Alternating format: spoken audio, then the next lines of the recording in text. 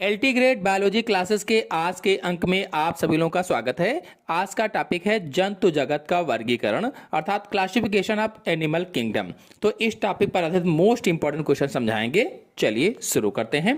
पहला क्वेश्चन लेते हैं, वीनस फूलों की टोकरी किसका साधारण नाम है?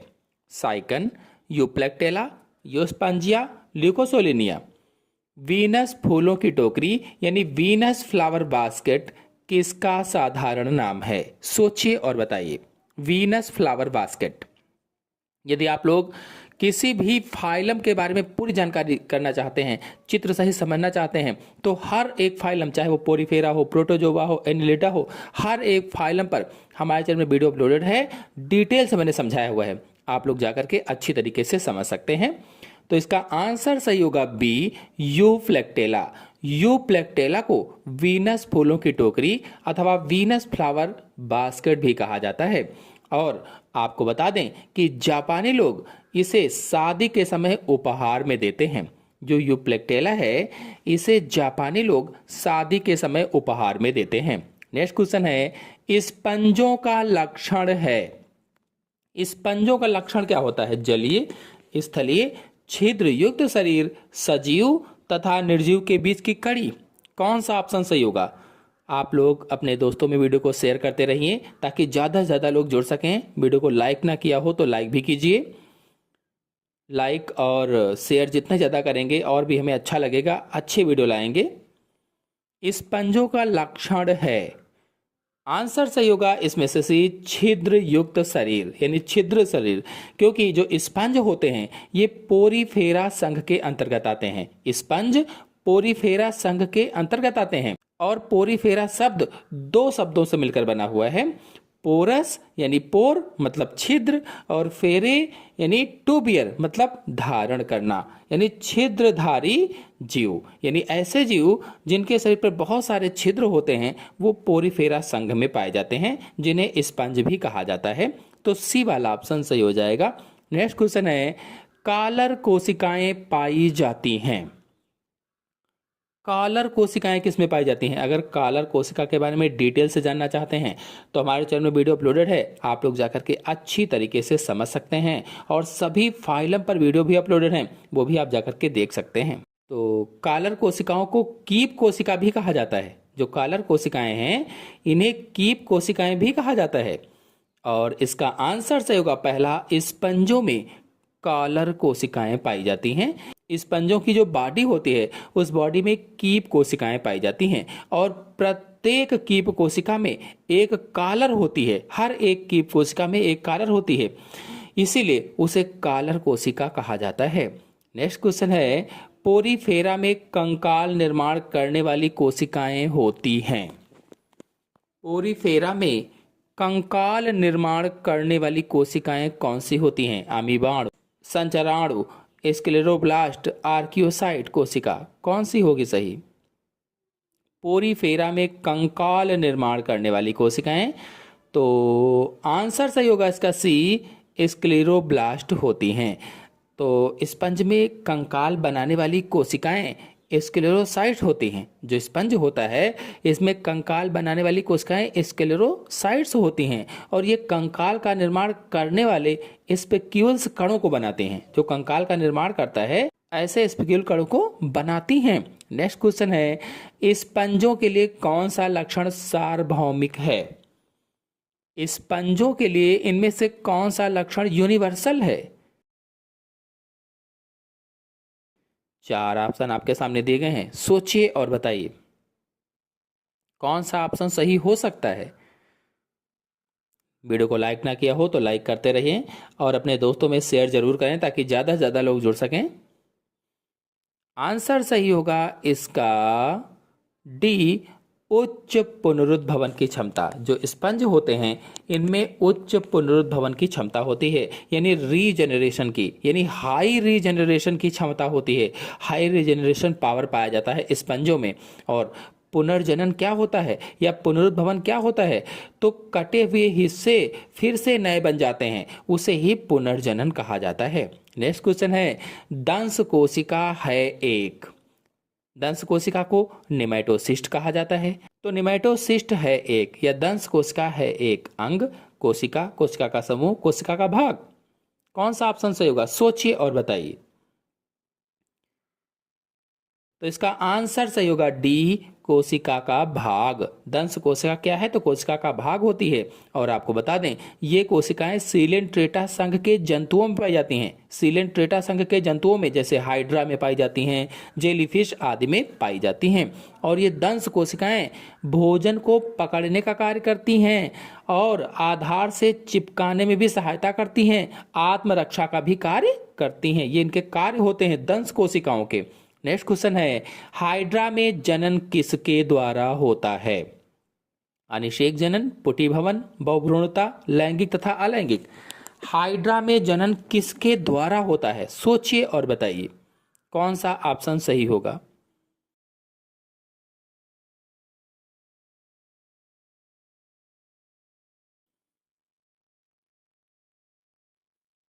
तो ऑप्शन सही होगा इसमें से डी, लैंगिक तथा अलैंगिक जनन हाइड्रा में पाया जाता है। जो हाइड्रा है, हाइड्रा में मुख्य रूप से मुकुलन द्वारा जनन होता है, यानी अलैंगिक जनन मुख्य रूप से पाया जाता है। वो भी कैसे, तो मुकुलन के द्वारा। लेकिन कुछ प्रजातियां जो होती हैं हाइड्रा में, उसमें लैंगिक जनन भी पाया जाता है। इसीलिए इसमें आंसर सही होगा डी, लैंगिक तथा अलैंगिक। यदि आप लोग हाइड्रा के बारे में और अधिक जानकारी चाहते हैं तो हमारे चैनल में हाइड्रा पर वीडियो अपलोडेड है, आप लोग जाइए और हाइड्रा वाला लेक्चर देख लीजिए। सर्च करिए हाइड्रा और स्पेस छोड़िए बायोलॉजी साइंसेस के, आ जाएगा, देख लीजिए। फिर अगला है, सर्वप्रथम किस वैज्ञानिक ने प्रोटोजोआ का अध्ययन किया? ल्यूवेनहॉक ने, लिनियस ने, अरस्तू ने, लेमार्क ने। इनमें से कौन से ऐसे वैज्ञानिक हैं जिन्होंने सबसे पहले प्रोटोजोआ का अध्ययन किया था? तो आंसर सही होगा इसमें से पहला, ल्यूवेनहॉक ने सबसे पहले प्रोटोजोआ का अध्ययन किया था। आपको बता दें कि एंटोनी वान ल्यूवेनहॉक ने 17वीं शताब्दी में अपने द्वारा बनाई गई सूक्ष्मदर्शी से पहली बार प्रोटोजोआ का अध्ययन किया था। जो एंटोनी वान ल्यूवेनहॉक ने, इन्होंने खुद से सूक्ष्मदर्शी बनाई थी और अपनी ही द्वारा बनाई गई सूक्ष्मदर्शी से 17वीं शताब्दी में पहली बार प्रोटोजोआ का अध्ययन किया था। और जो इसमें से लीनियस हैं, इन्होंने द्विनाम पद्धति दी थी। इन्हें वर्गीकरण विज्ञान का जनक भी कहा जाता है, फादर ऑफ टैक्सोनॉमी भी कहा जाता है। और जो अरस्तु हैं, ये जंतु विज्ञान के जनक हैं। जो लेमार्क हैं, इन्होंने लेमार्कवाद दिया था। नेक्स्ट क्वेश्चन है, मलेरिया रोग किस प्रोटोजोआ के कारण होता है? 4 ऑप्शन आपके सामने दिए गए हैं और पूछा गया है मलेरिया रोग किस प्रोटोजोआ के कारण होता है? सोचिए और बताइए कौन सा ऑप्शन सही होगा इसमें।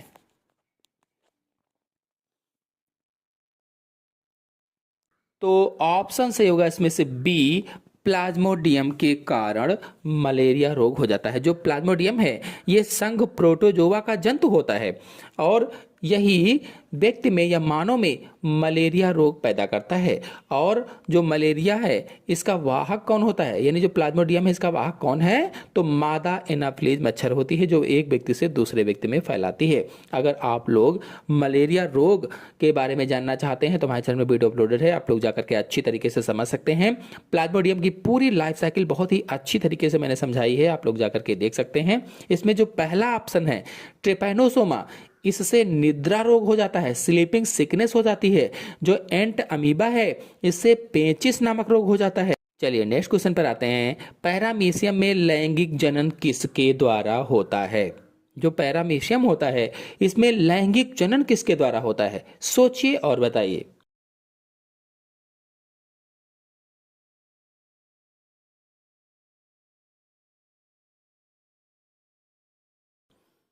तो इसमें ऑप्शन सही होगा बी, संयुग्मन के द्वारा होता है। कॉन्जुगेशन के द्वारा पैरामीशियम में सेक्सुअल रिप्रोडक्शन की क्रिया होती है। नेक्स्ट क्वेश्चन है, निम्नलिखित में से प्रोटोजोआ नहीं है। इनमें से कौन सा ऐसा जंतु है जो प्रोटोजोआ नहीं है? अमीबा जो है, ये प्रोटोजोआ है। यूग्लिना प्रोटोजोआ संघ का जंतु है। पैरामीशियम भी प्रोटोजोआ संघ का जंतु है, लेकिन जो ल्यूकोसोलेनिया है, ये प्रोटोजोआ संघ का जंतु नहीं है। इसलिए ऑप्शन से होगा सी, ल्यूकोसोलेनिया प्रोटोजोआ नहीं है, ये पोरीफेरा संघ का जंतु है। जो ल्यूकोसोलेनिया है पोरीफेरा संघ का जंतु है, यानी यह एक स्पंज है और सबसे सरल स्पंज होता है। ल्यूकोसोलेनिया सबसे सरल स्पंज है। यह कैल्शियम कार्बोनेट का बना कंकाल धारण करता है। नेक्स्ट क्वेश्चन है, जेली मछली किस वर्ग से संबंधित है? जो जेली मछली होती है ये किस वर्ग से संबंधित है? साइफोजोआ, हाइड्रोजोआ, एंथोजोआ, इनमें से कोई नहीं। कौन सा ऑप्शन सही होगा?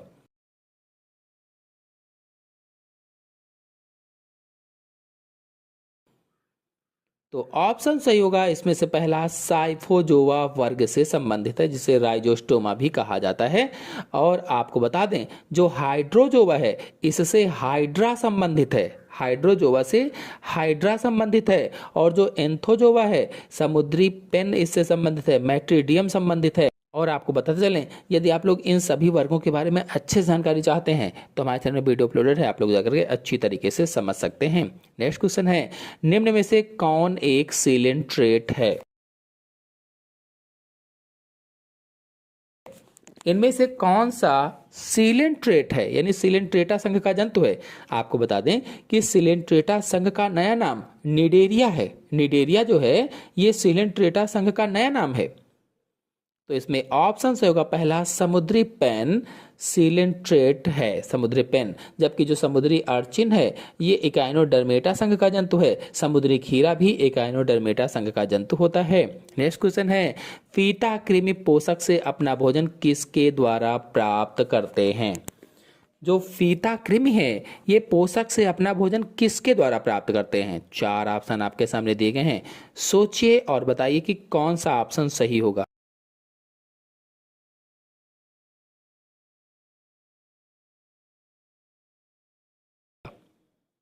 तो ऑप्शन सही होगा इसमें से सी, अध्यावरण से अवशोषण के द्वारा प्राप्त करता है, मतलब शरीर की सतह से या त्वचा के द्वारा प्राप्त करता है। और जो फीता कृमि है ये प्लेटी हेलमिंथीज संघ का जंतु है, फ्लैट वार्म होता है, फ्लैट वार्म। नेक्स्ट क्वेश्चन है, यकृत फ्लोक या लीवर फ्लोक का मध्य पोषक है? मनुष्य, सुअर, घोंघा, मच्छर। यकृत फ्लोक या लीवर फ्लोक का मध्य पोषक बताना है। तो इसका आंसर सही होगा सी, घोंघा होता है, घोंघा या पाइला। यदि आप लोग घोंघा पर वीडियो देखना चाहते हैं या पाइला पर पूरा लेक्चर समझना चाहते हैं तो हमारे चैनल में अपलोडेड है, आप लोग जाकर के अच्छी तरीके से समझ सकते हैं। नेक्स्ट क्वेश्चन है, ज्वाला कोशिकाएं या फ्लेम सेल्स पाई जाती हैं? ज्वाला कोशिकाएं किस में पाई जाती हैं? किस संघ में ज्वाला कोशिकाएं पाई जाती हैं? सोचिए और बताइए।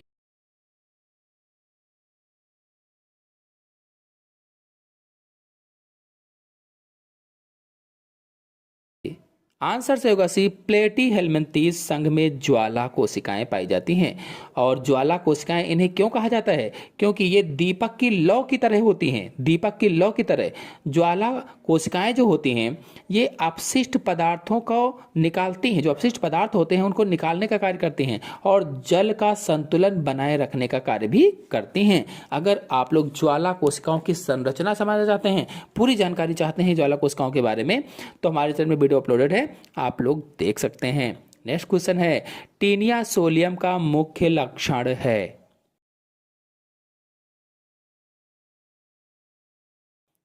कौन सा ऑप्शन सही होगा? यदि आप लोगों ने अभी तक वीडियो को लाइक ना किया हो तो लाइक जरूर करें, अपने सभी दोस्तों में शेयर करें।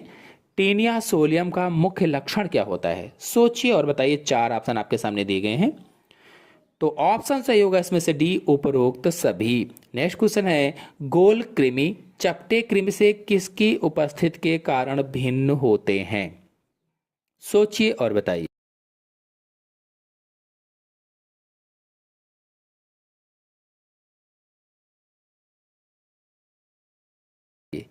ऑप्शन सही होगा इसमें से पहला, कोट प्रगुहा की उपस्थिति के कारण या स्यूडोसोलोम की उपस्थिति के कारण। जो गोल कृमि हैं ये निमेटोडा हैं या एस्के हेलमिंथीज संघ के जंतु होते हैं जिन्हें गोल कृमि कहा जाता है। और जो चपटे कृमि हैं ये प्लेटी हेलमिंथीज है। नेक्स्ट क्वेश्चन है, बच्चों में पाया जाने वाला सामान्य कृमि है? बच्चों में कौन सा कृमि पाया जाता है? सोचिए और बताइए।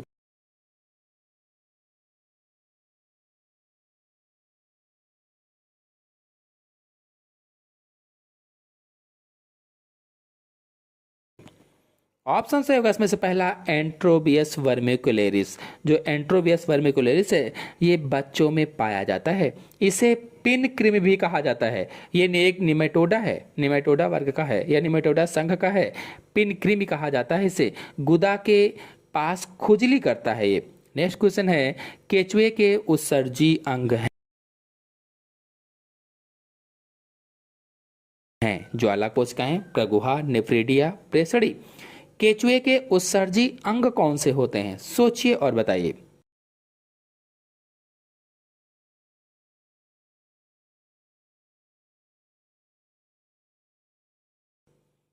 आंसर जो होगा इसका सही नेफ्रीडिया होते हैं। केचुए के उत्सर्जी अंग नेफ्रीडिया हैं और देह खंडों में पाए जाते हैं। जो नेफ्रीडिया हैं ये केचुए के देह खंडों में मिलते हैं।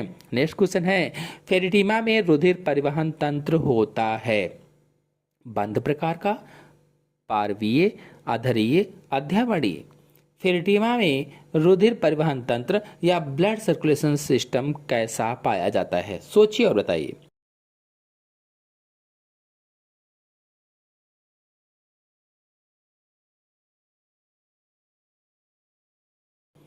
आंसर से होगा पहला बंद प्रकार का पाया जाता है या close type blood circulation system पाया जाता है। नेक्स्ट क्वेश्चन है, प्रगुही द्रव्य में गति किसके गमन में सहायक होती है?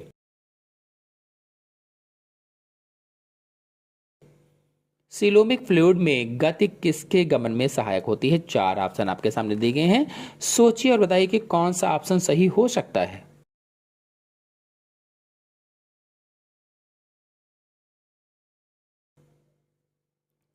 ऑप्शन सही होगा इसमें से डी केचुआ। नेक्स्ट क्वेश्चन है, केचुए में अंडाशय किस खंड में उपस्थित होते हैं? जो केचुआ होता है उसमें अंडाशय किस खंड में उपस्थित होते हैं बताना है। सोचिए और बताइए।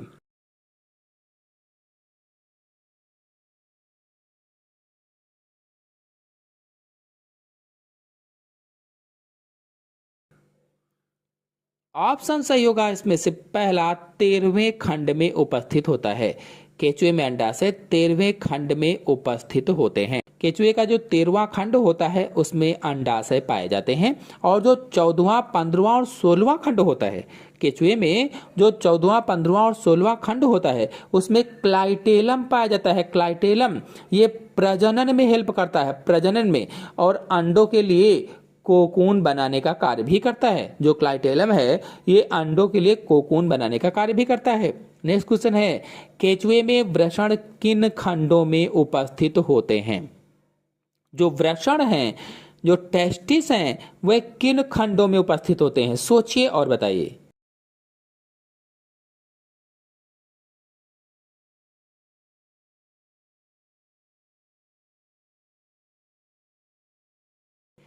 आंसर से होगा बी 10वें तथा 11वें खंड में उपस्थित होते हैं। आपको बता दें कि केचुए में 100 से 120 तक खंड पाए जाते हैं जिनमें विभिन्न अंग अलग अलग पाए जाते हैं।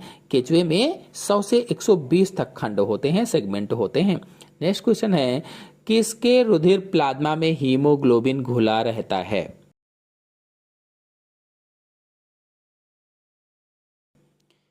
किसके रुधिर प्लाज्मा में हीमोग्लोबिन घुला रहता है? मेढक के, खरगोश के, तिलचट्टा के, केचुए के? किसके घुला रहेगा? सोचिए और बताइए।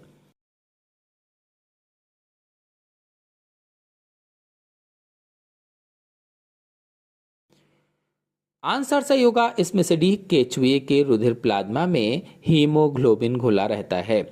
मतलब केचुए के रक्त में हीमोग्लोबिन पाया जाता है। ये रेस्पिरेटरी पिगमेंट होता है। नेक्स्ट क्वेश्चन है, घरेलू मक्खी निम्न में से किस रोग के अतिरिक्त सभी रोगों का संचार करती है? जो घरेलू मक्खी होती है इनमें से किस रोग को छोड़कर सभी रोगों का संचार करती है? सोचिए और बताइए।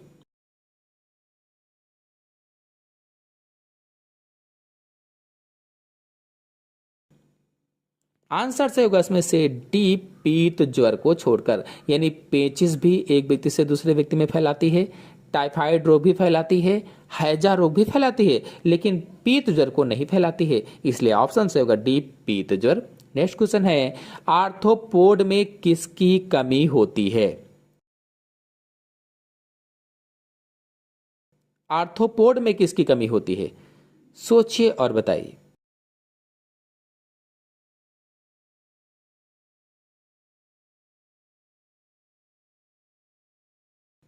आंसर से होगा पहला, पश्चमाभ की कमी होती है या सीलिया की कमी होती है। नेक्स्ट क्वेश्चन है, कीटों का लक्षण है।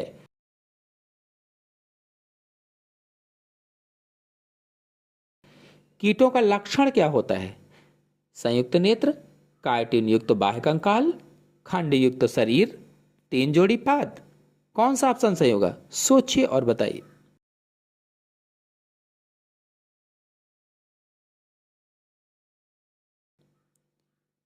ऑप्शन सही होगा इसमें से डी, तीन जोड़ी पाद होते हैं।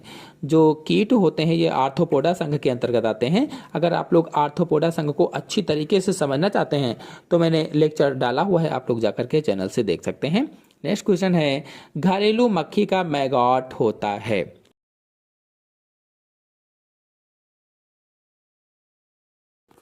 घरेलू मक्खी का मैगॉट होता है, बताना है। प्यूपा, लार्वा, कोसस्थ, पूर्ण कीट, क्या होगा?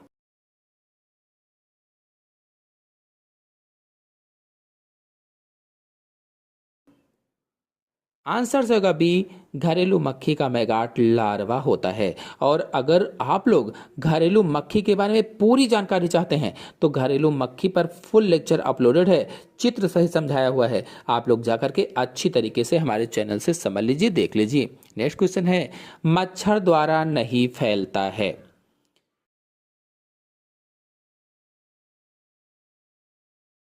मच्छर द्वारा क्या नहीं फैलता है? मलेरिया, हैजा, डेंगू, फाइलेरिया। चार ऑप्शन आपके सामने दिए गए हैं, कौन सा ऑप्शन सही हो सकता है?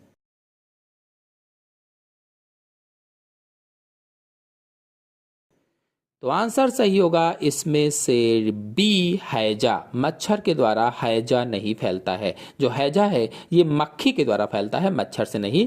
जबकि जो मलेरिया है ये मादा एनाफ्लीज मच्छर के द्वारा फैलता है। जो डेंगू है ये मादा एडीज के द्वारा फैलता है। जो फाइलेरिया है ये मादा क्यूलेक्स मच्छर के द्वारा फैलता है। नेक्स्ट क्वेश्चन है, निम्न में से कौन मोलस्का से संबंधित है?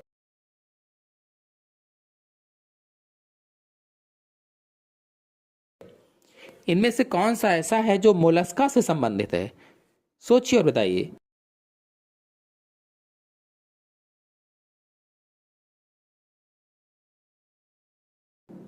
आंसर सही होगा इसमें से पहला, कटल मीन तथा पाइला मोलस्का से संबंधित है। नेक्स्ट क्वेश्चन है, ऑक्टोपस, स्क्विड तथा कटल मछली किससे संबंधित है? सोचिए और बताइए कौन सा ऑप्शन सही हो सकता है।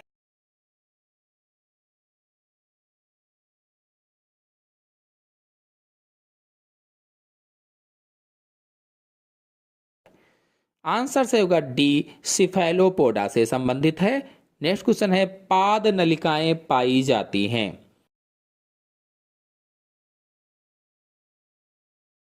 पाद नलिकाएं किसमें पाई जाती हैं? आपको बता दें कि पाद नलिकाएं ट्यूब फीट होती हैं, ट्यूब फीट। और ये पाद नलिकाएं गमन में सहायता करती हैं, यानी चलने में सहायता करती हैं, भोजन को पकड़ने में सहायता करती हैं, श्वसन में भी सहायक होती हैं। तो किस में पाई जाती हैं? आंसर से होगा डी, तारामीन में पाई जाती हैं या स्टार फिश में पाई जाती हैं पाद नलिकाएं। नेक्स्ट क्वेश्चन है, आर्य सममित पाई जाती है।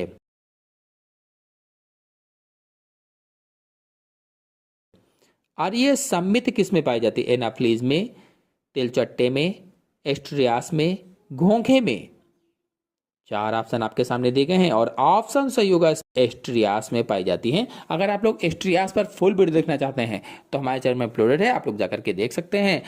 नेक्स्ट क्वेश्चन पर आते हैं, तारामीन किससे संबंधित है?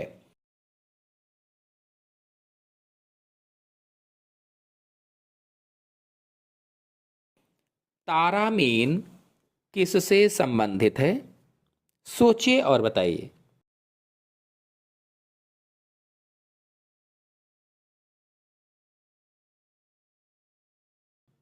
4 ऑप्शन आपके सामने दिए गए हैं। आंसर सही होगा इसमें से बी, एस्टेराइडिया से संबंधित है। नेक्स्ट क्वेश्चन है, निम्न में से कौन इकाइनोडर्मेटा का सदस्य नहीं है?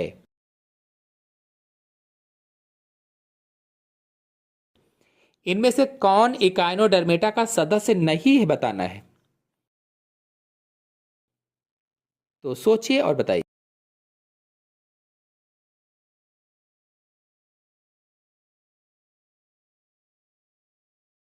आंसर सही होगा इसमें से सी, एस्केरिस एकाइनोडर्मेटा का सदस्य नहीं है। यह एस्के हेलमिंथीस का सदस्य है, एस्के हेलमिंथीस का। और इसे गोल कृमि भी कहा जाता है।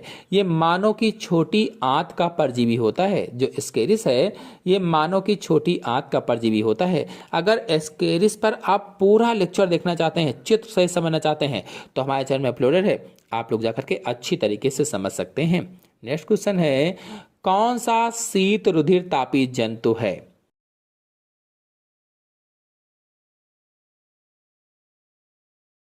शीत रुधिर तापी जंतु बताना है। कंगारू, कबूतर, शार्क, खरगोश। शीत रुधिर तापी जंतु।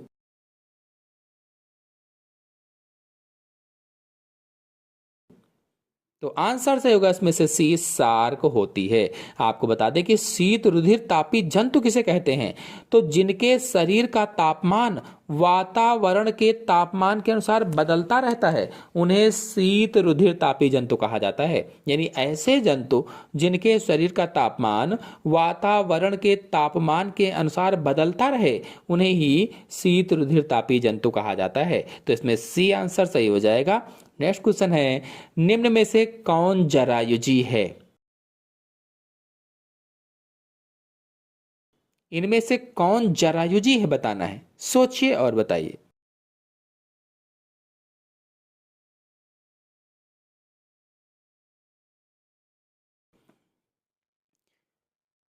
आंसर सही होगा पहला, शार्क। और आपको बता दें जरायुजी क्या है? ऐसे जीव जो बच्चे देते हैं, ऐसे जीव जो बच्चों को जन्म देते हैं, उन्हें ही जरायुजी कहा जाता है। नेक्स्ट क्वेश्चन है, समुद्री घोड़ा किसका उदाहरण है?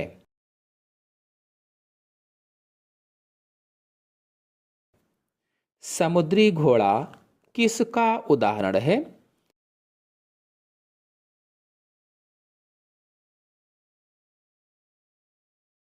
तो आंसर सही होगा इसमें से डी, मत्स्य वर्ग का उदाहरण है, मत्स्य वर्ग का। नेक्स्ट क्वेश्चन है, इथियोफिस किससे संबंधित है?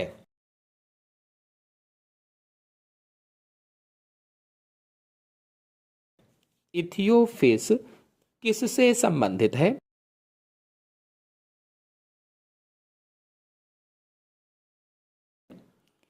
तो आंसर सही होगा इसमें से डी, उभयचर वर्ग से संबंधित है। तो आज के अंक में इतना ही। वर्गीकरण पर आधारित आगे के क्वेश्चन नेक्स्ट वीडियो में लेकर के आएंगे। आशा है आपको पूरे क्वेश्चन अच्छी तरह समझ में आ गए होंगे। आ गए हो तो वीडियो को लाइक कीजिए, अपने सभी दोस्तों में शेयर कीजिए।